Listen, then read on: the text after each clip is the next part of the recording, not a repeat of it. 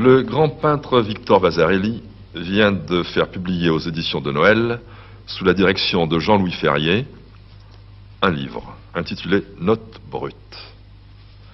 Ce livre semble devoir faire dans l'univers des arts l'effet d'une bombe. Victor Vasarely, qui êtes-vous? Je crois qu'on me connaît déjà un peu. Mon propre opinion sur ma personne, je crois, compte peu.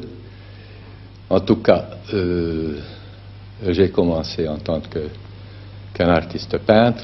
Pendant très longtemps, j'ai poursuivi mes recherches. À un moment donné, j'avais eu la révélation d'une nouvelle direction de la plasticité dans un monde qui change, qui évolue grâce aux découvertes, à la technologie. Et puis à partir de cet instant, j'avais un seul but, de créer une fondation d'utilité publique. Alors maintenant, mon titre d'artiste plasticien ou peintre, si vous voulez, s'ajoute un autre, président d'une fondation d'utilité publique.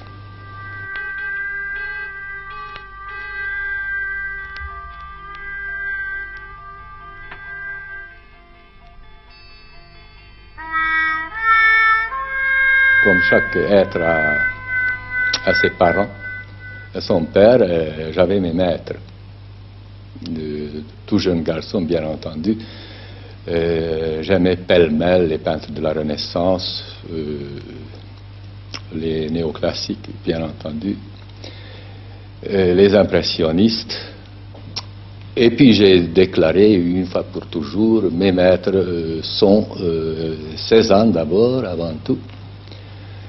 Ensuite, plus tard, Mondrian, le Hollandais, Malevich, le Russe, Fernand Léger, en tant que peintre cubiste, abstractisant.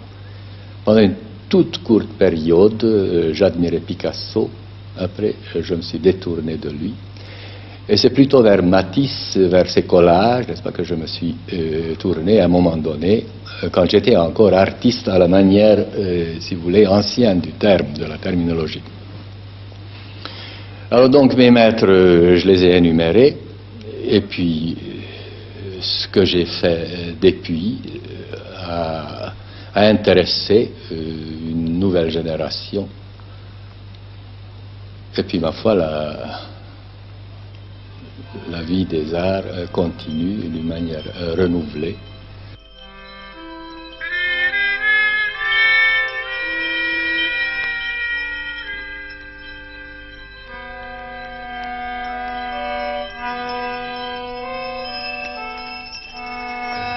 Alors, par conséquent, je crois qu'il faut être très prudent dans ce domaine, n'est-ce pas? Il ne faut pas croire que si l'avant-garde déclare, entre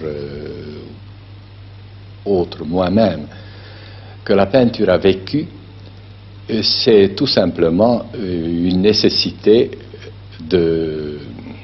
d'avoir suffisamment de force, suffisamment de conviction, de persévérer dans cette nouvelle voie, qui est encore difficilement définissable et qui est pourtant important et nécessaire. Alors par conséquent, des peintres continuent à créer des tableaux, des paysages, des natures mortes. Il y a des peintres surréalistes, il y a des peintres classiques, il y a de toutes sortes qui satisfont un certain public qui par définition n'a pas pu, si vous voulez, atteindre encore le niveau intellectuel et de développement nécessaire, n'est-ce pas, pour comprendre l'art de nos jours, c'est-à-dire l'art du présent. Moi, j'estime que tout art authentique, n'est-ce pas, est l'art de son temps. On ne peut pas faire du gothique aujourd'hui, on ne peut pas faire du baroque, on ne peut pas faire du cubisme, on ne peut pas faire du surréalisme aujourd'hui parce que toutes ces tendances, tous ces toutes ces formes d'art avaient leur propre époque, leur propre nécessité, n'est-ce pas, et surtout leur propre public. Alors, aligner, au fond, l'homme de tous les jours, si vous voulez, à ce niveau, n'est-ce pas, ce que nous préconisons et ce que je préconise, n'est pas exactement mon affaire. Il faut que l'éducation intervienne, n'est-ce pas? Il faut que les livres scolaires s'élargissent, comme Larousse s'aligne petit à petit, n'est-ce pas? On trouve déjà certains artistes modernes, même contemporains. Eh bien, il faudrait que cette éducation suit, au fond, le pas, vous voyez, des créateurs. Parce que dans les autres disciplines scientifiques, que ce soit la médecine, que ce soit la physique, la chimie, n'est-ce pas, c'est toujours le dernier mot, n'est-ce pas, qui est vrai, et non pas les théories de Laplace, n'est-ce pas, ou Linné ou d'autres. Sauf dans la peinture, n'est-ce pas, ceux qui règnent indiscutablement, c'est encore Léonard de Vinci, c'est encore Michelangelo, c'est encore Rembrandt, vous voyez, c'est encore même un très grand nombre de pompiers, n'est-ce pas, ce que je veux pas citer exprès.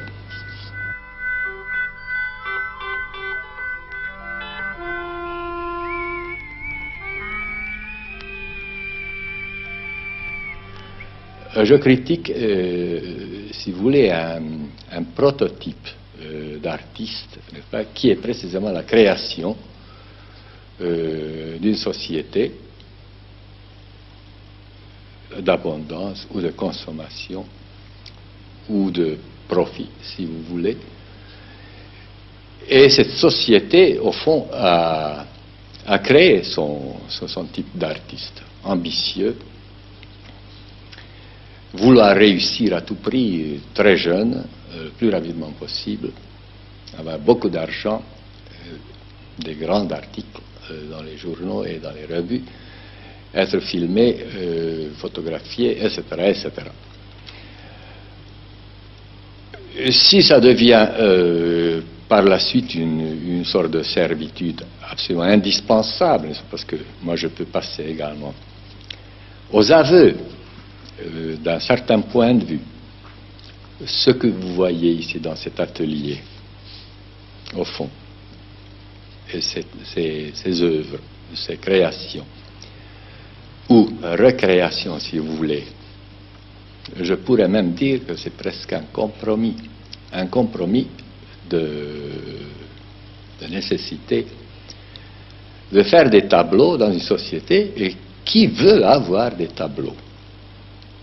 Si je ne peins pas des tableaux, avec quoi voulez-vous que je construise ma fondation? Si je ne les vends pas à une élite privilégiée que je dénonce dans mes notes brutes, je ne veux pas le vendre aux pauvres. J'aimerais bien donner aux pauvres, d'ailleurs c'est mon but. Lorsque cette cité polychrome naîtra un jour, eh bien voilà le spectacle le plus grandiose, n'est-ce pas, qu'on peut offrir gratuitement à tout le monde, sans qu'on soit obligé de payer. Alors donc, d'un certain point de vue, les arts plastiques, n'est-ce pas, sont déshérités, c'est-à-dire ils sont condamnés à une manifestation posthume, n'est-ce pas, qui est tout de même regrettable. Alors ce que je voulais, n'est-ce pas, et ce que je crois avoir obtenu,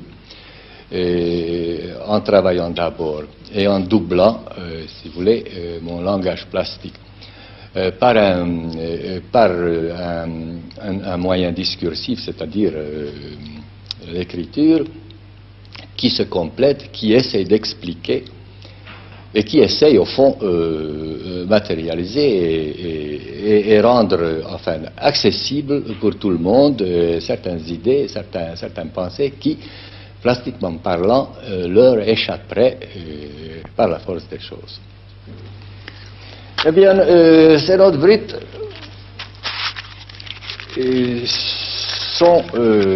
étaient effectivement, comment dirais-je, des sortes d'esquisses extrêmement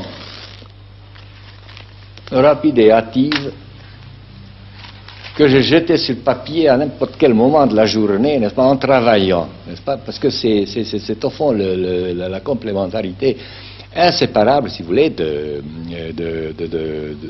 mon travail, dans une certaine mesure également empirique, n'est-ce pas, de la recherche, que je fasse un collage, n'est-ce pas, où je dessine un dessin précis et exact, où je fasse une programmation, n'est-ce pas, pour des œuvres cinétiques, n'est-ce pas. Eh bien, aussi bien les mains, n'est-ce pas, que le cerveau, que la sensibilité travaillent inlassablement. Eh bien, ce qui est question de sensibilité, n'est-ce pas, ou de technique, était fait, au fond, par mes mains, n'est-ce pas, et par mon cœur, ou par mes tripes, comme vous le voulez. Mais la pensée, l'idée part très très rapidement, étant donné que nos neurones sont tout de même limités, n'est-ce pas, et qu'ils diminuent. Avec l'âge, j'avais toujours cette crainte, vous comprenez, d'avoir fait une découverte ou expliquer quelque chose avec précision. Alors je me hâtais donc de jeter sur papier, vous comprenez, une idée, une note. Bon. C'est Claude Dessailles qui les a séparés, vous comprenez, en quatre groupes. Je lui ai dit, je crois qu'il y a une différenciation à faire entre certaines notes, n'est-ce pas, ceux qui sont techniques, qui concernent exclusivement, si vous voulez, les arts plastiques, d'autres, n'est-ce pas, qui mordent déjà sur l'éthique, n'est-ce pas, ou sur l'idéologie, et même sur la politique.